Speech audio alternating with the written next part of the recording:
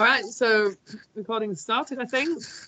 So welcome everyone to this EAWE Diversity Committee webinar series. We've had about 8 before in the last couple of years. We had a bit of a break, and so we're glad to start up again. For those of you who don't know who I am, my name's Sarah Barber. I lead wind energy group at the Eastern Switzerland University of Applied Sciences, which is in a small city called Rapperswil, quite near to Zurich. I also chair the Diversity Committee of the European Academy of Wind Energy, which we sometimes call EAWE. And today I'm really happy to welcome Axelle Viré. I think that's how you pronounce your name properly, maybe. Good enough. Who's going to talk about bottom-up and top-down approaches to diversity, equity and inclusion in academia. The idea for today is that I'm quickly going to give an introduction to who we are and what we do. And then Axelle is going to talk, well, actually, you can talk for more than 20 minutes if you want. You can talk for half an hour if you want, but roughly 20 to 30 minutes. And then we'll have time for some questions. And then I'll try to make some sort of intelligent conclusion to what we've been talking about today. If you've got any questions, just feel free to speak, or otherwise just raise your hand in Teams, because we're such a small group. I think it's not a problem. Probably not going to have everyone talking at the same time. I quite like to have an informal, relaxed atmosphere. Is everyone okay with that agenda? Anyone want to ask something not clear? All right. So the European Academy of Wind Energy, it's an international non-profit organisation that promotes and supports wind energy science. And the goal is to exploit wind energy to its full potential for the benefit of the world. We have a few mission statements. So connecting expertise in wind energy science and education, providing a forum for wind energy knowledge exchange. In the middle, we have the most important one, improving diversity, equity and inclusion in wind energy science, promoting education, awareness, career development and interest in wind energy, and then also acting as a credible, legitimate, independent scientific voice of the European wind energy research community. The Diversity Committee, we're trying to improve DEI in wind energy science by first of all providing tools to help people do things to improve DEI themselves in their organisations. B, by increasing the visibility of underrepresented groups, and C, by acting as positive role models. So the team consists of me as the chair, plus James Gilbert, Sarah Fergelstrom, Julia Gottschalk, Stefan Bart, G. Jan, and Donatella Zapala. So Donatella is the other representative of the committee here today. The other people aren't here today, but we're all very active and engaged in the area, I have to say. So why do we do this? Probably the people here kind of know this, but we need diversity. People need diversity to survive in general. Humans are diverse. Equality between them is the basis of our society. This is also reflected in 2 of the Sustainable Development Goals, 5 and 10. It's been shown in many studies, 2 of which are shown here at the bottom, that diverse teams are more productive and happier. But we do know that underrepresentation and discrimination still exists, even when it's unintentional. So underrepresentation means that the representation of a particular group, for example, in wind energy, is lower than the representation of that group in the general public. There's loads of really horrible examples that you can find. So 92% of EU tech funding goes to male-led teams, 1% to Black founders, 29% of worldwide management roles are taken by women, 10% by women of colour, 13% of engineers in the US are women. The references are all there. Some of them are a little bit old. So if you have any other numbers that might be slightly better, then do forgive me for not being entirely precise. There's a thing called the gender data gap. It means that the world is mainly designed by men for men. This is particularly scary in medicine, I think. So quite a lot of medical research is done on men, and then it's extrapolated to everybody. Many public areas are designed for women. So lots of public areas are taken up by groups of young men or boys, because the young women, girls don't feel happy. There's many books and interesting things about that. And we also know that the resistance to fighting underrepresentation is growing because let's say the traditional white male, nothing against white males, of course, but there are certain white males who are very angry and feel mistreated by these attempts to help underrepresented groups, as we probably all know about. So I think there's still a lot of work to do. My attitude and the reason that I lead this diversity committee is because I really honestly believe that every single one of us can do something to contribute to this. I think the energy transition is a perfect opportunity to do something. We need a structural change to implement the new challenges of the world. So why not use that as an opportunity to think about the way we treat different groups of people. There's also an increased demand for a workforce with different types of skills. So let's embrace skills of underrepresented groups as well. I've written that twice for some reason. I didn't mean to do that. But why not? Twice is better than no times. We actually, in the diversity committee, we made a list of 4 things you can do now. You can find that link. I'll put it in the chat. So we think you can just find a network of people to talk to work out what the challenges are, to get to know the topic.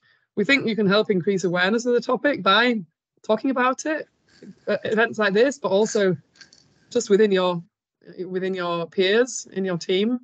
Just start talking about it. Ask people what they think about the topic, what their challenges are. Just start a conversation. Work on yourselves. I think every one of us has got certain unconscious biases. I notice quite often that a lot of people don't use gender-sensitive language. So many people refer to an engineer as a man frequently, which is quite difficult for many women. So there are some very small things that one can do to work on ourselves to improve the way people perceive us, but also supporting underrepresented groups actively. So thinking, okay, how can I, when I'm leading a discussion or leading a team, why don't I observe? Maybe there's some people who don't feel that happy or they don't speak very often. Let me ask them what they think, how they feel. So actually making an extra effort to include people who may not be very talkative or very confident. So all these 4 things. You can find more on the website. There's more detail there. And so then we come to this series. So what we want to do in this series, I feel like this animation is not working very well. What we want to do in this series is we want to have webinars every 1 to 2 months. We want to focus now on diversity, equity, and inclusion in academia, with a focus on wind energy, but not necessarily just for wind energy. But we really want to say let's say academia and research, what are the particular challenges we face, or what are the particular things that people have done. We want to build a community of people who learn from each other. We want to get inspiration from people who have both failed and succeeded in implementing DEI measures. We want to even develop concrete solutions together. We really want to hear your inputs and ideas through different surveys and discussions. And we want to inspire other people to get involved in the topic. So that's that. Now, quickly, before I invite Axelle to speak, I want to just give you the results of the survey. So every single one of you who registered for this webinar, so there's 17 people, answered a few questions. So thank you very much for answering. It's quite interesting that almost half the people identified as male and half as female. I'm pretty impressed with that. Quite often we get a higher percentage of women than men. So one of the questions we asked, what do you believe is the most significant benefit of promoting diversity and inclusion in wind energy research? So the majority, the highest answered question, I realized somebody commented later that we didn't allow multiple answers, which was a mistake. We should have allowed multiple answers, but still, we've got your top answer here. So 47% of people said enhanced innovation and problem-solving capabilities. Then the next highest was greater resilience and adaptability in the face of challenges. And then 18% said increased access to a wider talent pool. Nobody said improved stakeholder engagement and community relationships, and 11.8% said, so I guess that's 2 people, said none of the above. I guess we should have had a space for other comments. I guess that doesn't mean that you don't think there's any benefit.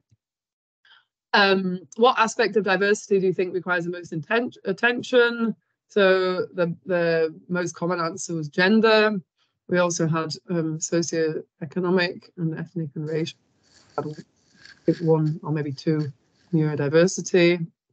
You can tell that I didn't make that survey, because otherwise I would have put LGBT in there as well. But it wasn't in there. What challenges do you perceive in fostering an inclusive culture? So the highest answer was lack of an awareness and understanding, which is we're trying to address that today, hopefully. The next highest was limited opportunities for career progression, which is interesting, I think. So maybe we need to think in the Diversity Committee about how to focus on that a little bit more. And we also had unconscious bias and discrimination and insufficient support systems and resources. In your opinion, what actions can the community take to promote DEI effectively? So we had quite distributed answers here. So the red, yellow, and green were all equal. Providing training, establishing mentorship programs, creating a safe and supportive environment. Then we also had a couple of answers, implementing inclusive hiring practices. So yeah, I mean, that's the results of the survey. I'm happy to talk about that as well after we've had the talk from Axelle. If anyone's got any specific questions or comments to that. And otherwise, well, I just want to sort of transition now. I don't actually know Axelle really, and she suggested this topic, and she didn't actually know when she suggested. I don't think you knew anyway. But this is like, I'm really into change management, because I spend most of my life trying to make change, not just in DEI, but also in digitalization, in engineering, and in any other types of thinking. And I'm really a strong supporter of having both top down and bottom up. So top down means that someone comes and says, you need to do that. Like a company says, this is our DEI strategy, and then sends it down in the company. But bottom up is really the people, the employees or the working class or whatever are coming together and deciding what's important to them, and they're sending that message upwards. And yeah, in my experience of change, that you definitely need both.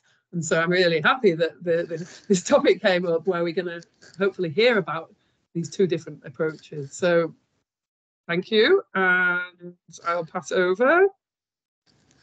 Axelle, so yeah, go ahead. I'll share my screen. Didn't test this, but hopefully it works. Do you see the full screen?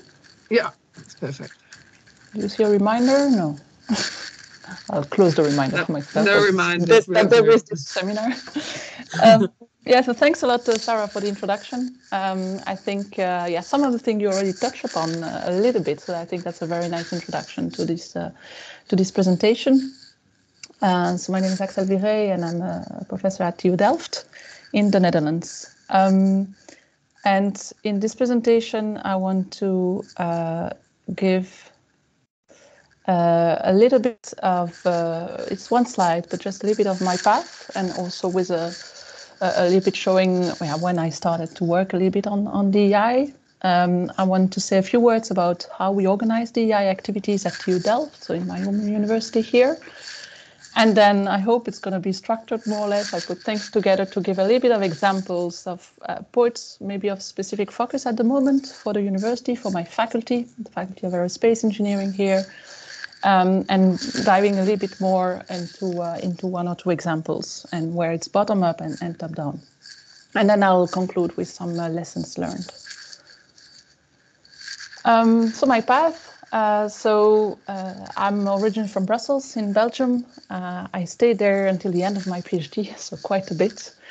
And of course, being in an engineering field, I was part of a kind of a minority, but I didn't really do much about it, I guess, until the end of my PhD.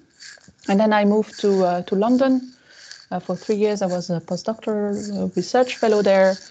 And I found that there were many more activities, at least at the time, for raising awareness, trying to have initiatives to attract more diverse populations, let's say in a wide sense of what diversity is.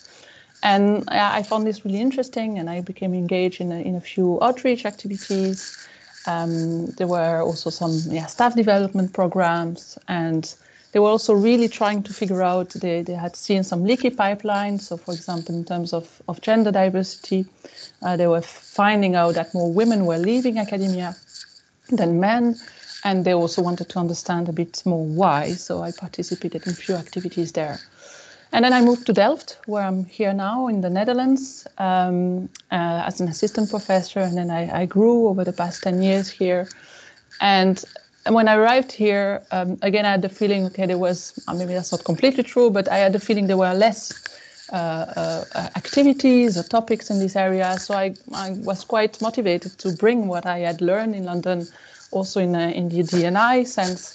So we started a bit of an ad hoc D&I team. Here we often refer to DNI, so I sometimes omit the E, apologize for that in the slides. We started small, and then I also took part in the staff council here at the faculty, where of course topics related to staff, so that also includes to some extent DEI activities were part of that. I also chaired that staff council for 5 years. And then more structurally, I'll come back to this. Each faculty at TU Delft became to have a mandatory DEI officers, and I also took that role back in 2019, and I'm still the Faculty Diversity and Inclusion Officer today. So growing really on the activities in that sense. Maybe from a personal level as well, that's also in the Netherlands that I started myself having a family, and that I guess contributed partially, not fully, but partially also to my drive to do more because of some of the challenges that I also saw there and also saw from colleagues. So again, I guess that contributed to my own drive in that area.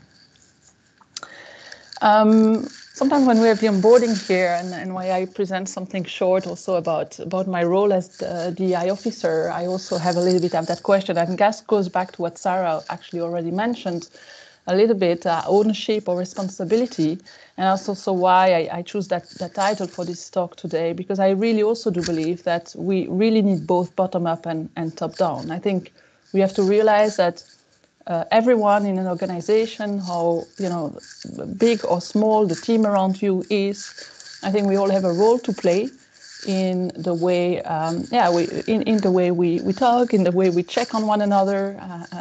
Maybe we celebrate small successes, and we have a role to play in shaping the work environment to be a nice place to work. And that's really the bottom-up approach. And you can, again, even if you have a very small team around you, that can build up. If there is a nice atmosphere, that will probably trigger on more to kind of try to see, what's going on there. It looks quite nice. People might leave the team and bring that spirit to another group. So that will grow, and I strongly believe that that can be very powerful.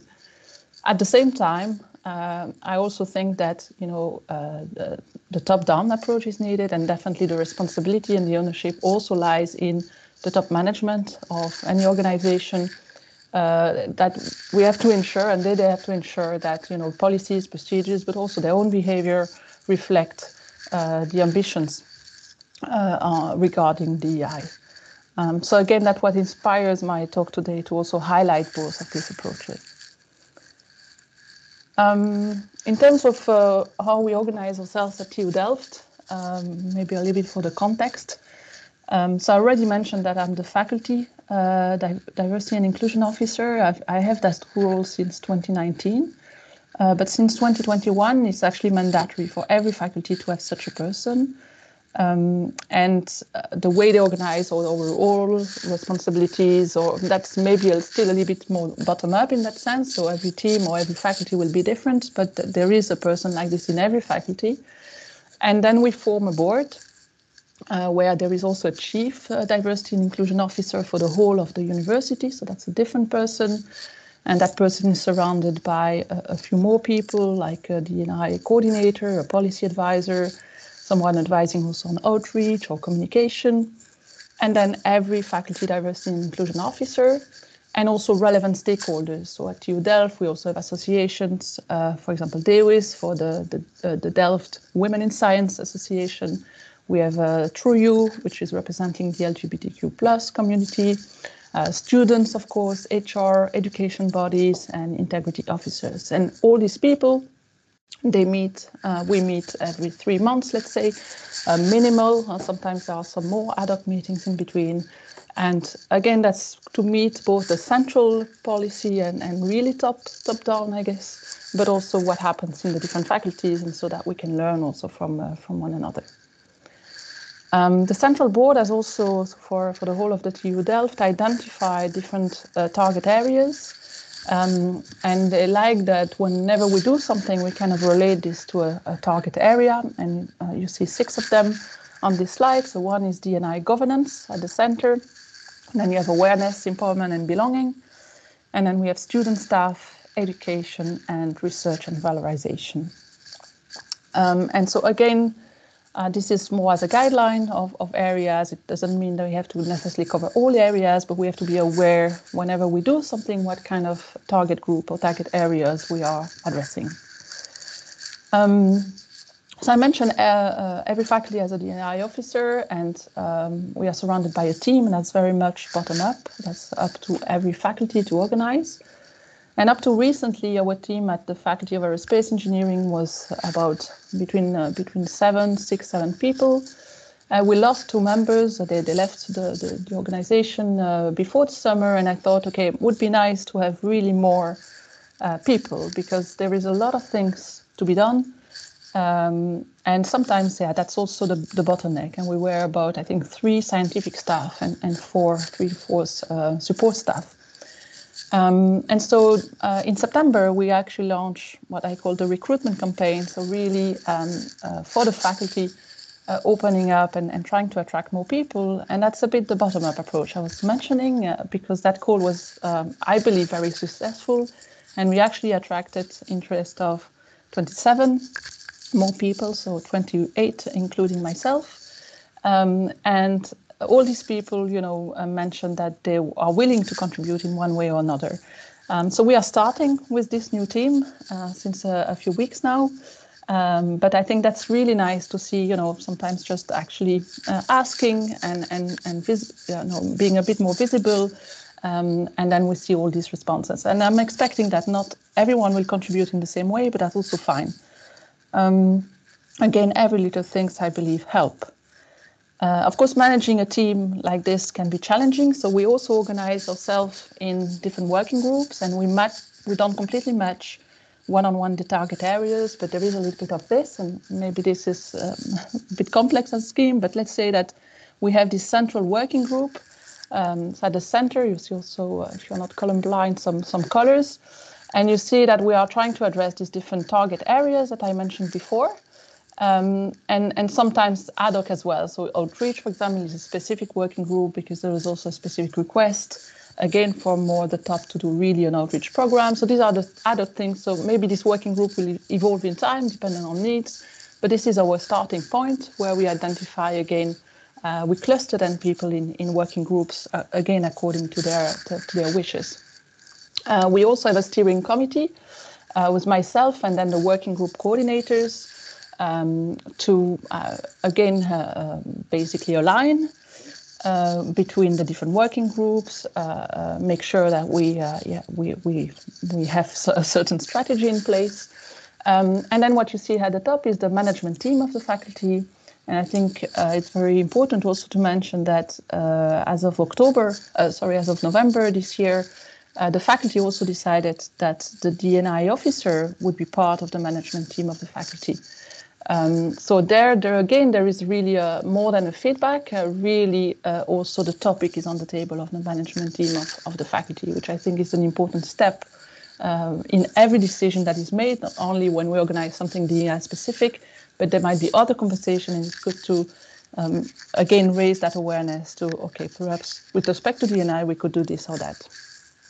What you see at the bottom is an idea we have also to have some ambassadors for different aspects of diversity. That's Not really very clear how we will operate that. Of course, every DEI team member is an ambassador also in their own department. Our faculty is also clustered in department. But we want to address specifically things like gender diversity, neurodiversity, ethnicity, first generation, and physical abilities. Now, that's a little bit for the structure. Some examples of points of focus at the moment, and that's not exhaustive necessarily, but ones that I would like to mention both for students and staff. So, of course, gender diversity has been a topic of focus point for the university for many years. Some faculties do better than others there, but definitely this is a point of attention together with first generation students. And we also see that many students, they come from maybe certain areas. They come maybe from families where parents, etc., have already a university degree. And so the university is also willing to attract more diverse student population in that sense. In terms of staff, again, gender diversity comes back, especially in the more senior level, so from assistant professor to full professor. We see PhDs, of course, also. So we consider PhDs as staff in our university. That's also a point of attention. But we see that as we move up, the percentages or the gap, the gender balance becomes worse and worse. I think that's probably known also from all other places. Promotion procedures, that was also actually part of the survey, and inclusive leadership is also something that the faculty is looking into, starting again with the management team. There are some preparation to do some training there. Now I want to talk the example of the example of the promotion procedures also to show a little bit what we are thinking in terms of promotion procedures and what can maybe there be improved. And again, this is the D&I team, but also the staff council. I mean, this comes back also at their table. So one of the things that we notice, and I'm not sure how specific it is to this university, but I guess it's not necessarily very specific. But there are three things that in our opinion could be improved, and where we could when we have to think of three main things. One is who is involved in, who evaluates when a promotion procedure can be put in place. And sometimes what we notice is that if you have a manager, of course, that is yearly evaluating yourself, it's sometimes only one person. And definitely that's sometimes also the same person that needs to basically put someone up for promotion. And although that might seem normal, that also means that if you have a conflict with that person, whether it's D&I background or not, actually, that can be difficult for someone to grow in an organization. It could be that this person is biased, or it could be that you really have a conflict. So for either of these cases, we think that it's important to reflect on promotion procedures in that sense, and maybe also have a bit more diversity in terms of who is eligible for promotion. Of course, usually when it comes to a promotion procedures, there is a diverse committee in place, and that's also the case for our university, for our faculty. But sometimes it's a step before that, and that can also be a threshold to pass. And so reflecting on these power dependencies that can become unhealthy, I think is something important. The other thing is, what do we evaluate for promotion procedures? And there is quite a bit being done also at the Dutch level. I mean, in the Netherlands, there are some policy for academic rewards and progression, and that incorporates quite a diversity in skills.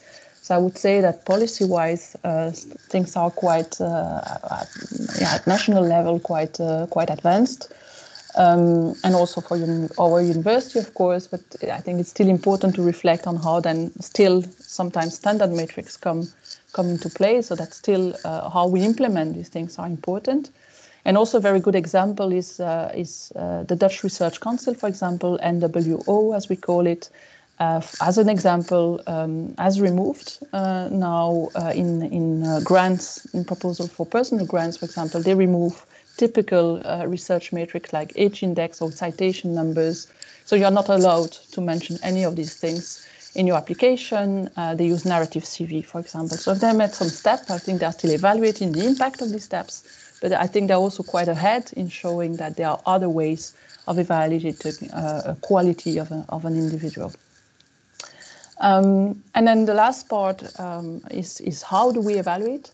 And what I mean by that is, again, the example of, for example, the parental gap. So if you, we used to have, that's not the case anymore here in Delft, but we used to have a system of a tenure track system whereby you had, for example, 5-year periods of a temporary contract, then you would get tenured and move to a permanent contract. Of course, how do you evaluate someone for any promotion? That's in the case I'm taking now would be for a tenured promotion, but that could also be, of course, true later on. If someone, for example, goes on parental leave, and I think the tendency is to give extension and to basically give more time for that person to demonstrate a certain portfolio, which I think is good to have that flexibility and have that possibility. At the same time, maybe that's a bit of a personal view, but I think that's also a delay in a promotion. So I always like to think in terms of perhaps possibility of evaluating someone based on removing essentially a period of leave in the output that the person has generated. So you say, okay, I'm not evaluating over 5 years, but maybe over 4 years or 3.5 years, because that person has effectively worked only that time. And that can address something like the parental gap, where you don't extend or you don't delay a promotion step, but you look at it in a different way.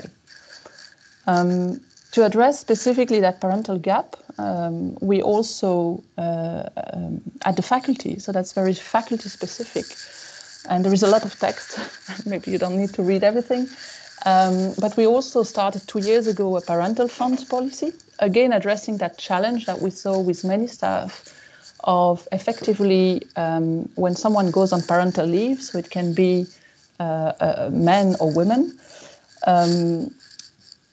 effectively you are on leave, so you're not supposed to work, but still some of the academic activities are difficult to replace, and can be supervising PhD candidates, it can be teaching. It's not always easy to find a replacement during the leave period, and sometimes it's come down to asking colleagues around to actually add that work to their own workload. Or even not having the right person really to supervise, for example, a PhD candidate in a specific domain. So to fill that gap, and I'm not saying it's perfect, but what we did is basically the faculty has a budget to really try and replace that staff member, and it can be used flexibly. So I know some people want to, for example, send their PhD to another group to get some supervision in a specific area from another group, because PhD has to agree to that. But that's just to give an example. It doesn't need to be physically someone we hire for a fixed period of time, but it can be also used in different ways. The bottom line is, again, to try and minimize the impact that this leave period has, again, applicable for both men and women. So we have specifically a pregnancy part for women, but we have also accounting, this parental fund is also applicable for parental leave. So both men or women willing to take some parental leave according to the legal possibilities in the Netherlands. And so that's, I think, is a good example of maybe a bottom-up approach. We identified with a number of colleagues. It was an initiative of our D&I team, but also with, of course, sounding a number of colleagues and seeing a challenge there.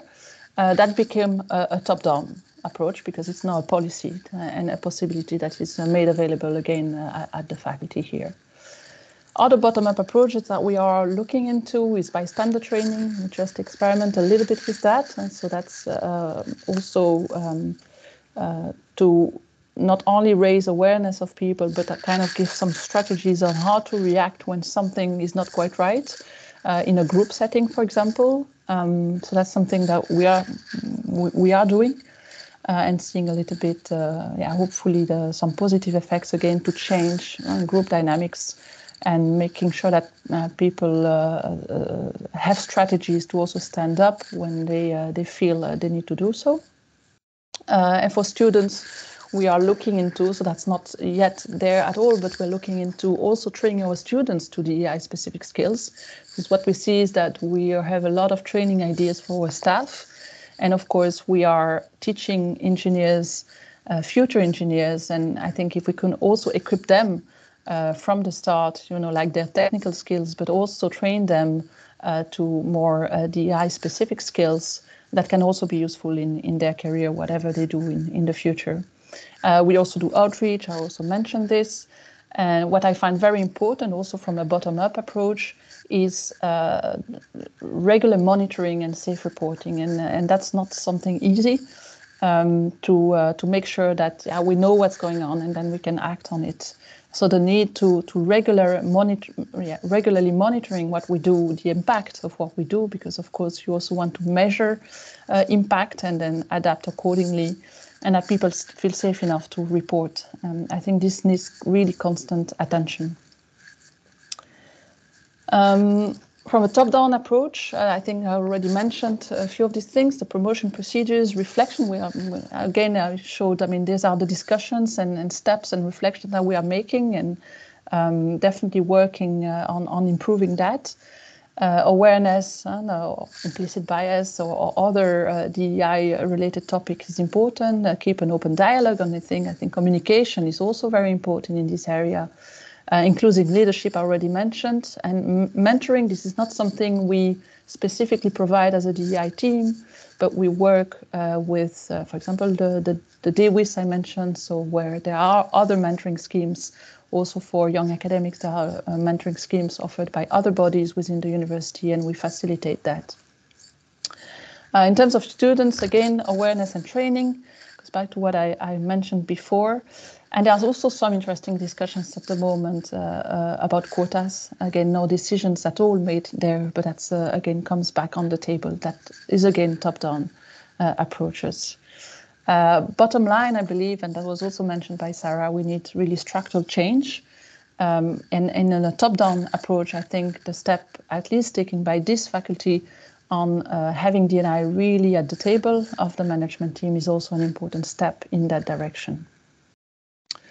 So just to conclude some of the lessons learned, I think very important to highlight is that really, from my perspective, both small and large actions, they matter and they can have an impact. And I was discussing with Sarah before that we started this seminar. When we organized also this kind of seminars or panel discussion here within the faculty, sometimes myself I doubt, okay, does this make any difference? Is this interesting for people? And they will dedicate an hour or so to this. And every time we do it, not sure we do it super often, but every time we do it, we have people coming afterwards saying, they really liked it. It gets the conversation.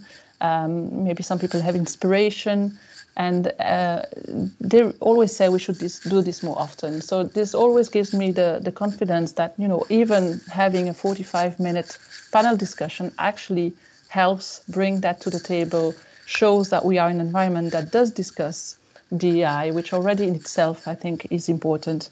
And that does make an impact, and that does have an impact on people. Of course, large actions are also needed, and that can also have a difference, make a difference. I think when I look at the DEI team that we have here, I think we definitely have helped people, but it's still rather ad hoc than structural, and that's really now my focus here at the faculty with this big team is to really try and structurally change things, so that doesn't need to be ad hoc anymore. I'm happy that we have so many people enthusiastic to contribute, and I'm confident that we are on our way to structurally change a few things. Other observations or lessons learned is that policies are important, and definitely again the top down, but implementation also needs to be guided or monitored. And sometimes you make a big step with a new policy or new rule or whatever, and then you still observe, okay, maybe in the way we implemented this is still not quite perfect. So it's important again to maybe guide that policy or being part of the policy. Also the process of applying that policy is important, and definitely again the monitoring and the feedback and the safe feedback possible is very important. And maybe, maybe last comment is, again, I talked about maybe a bit randomly, I hope it was more or less clear, but the bottom up and the top down. Again, I think this is extremely important.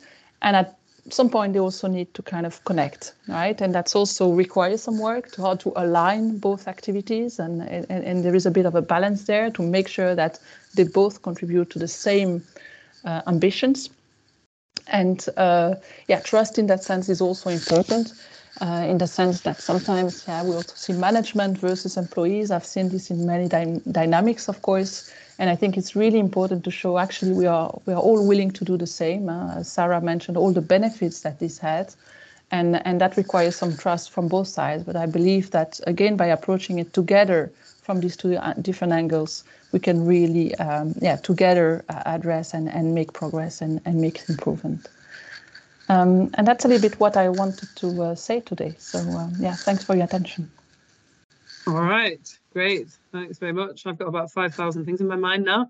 I'm just going to stop the recording for the discussion. Also,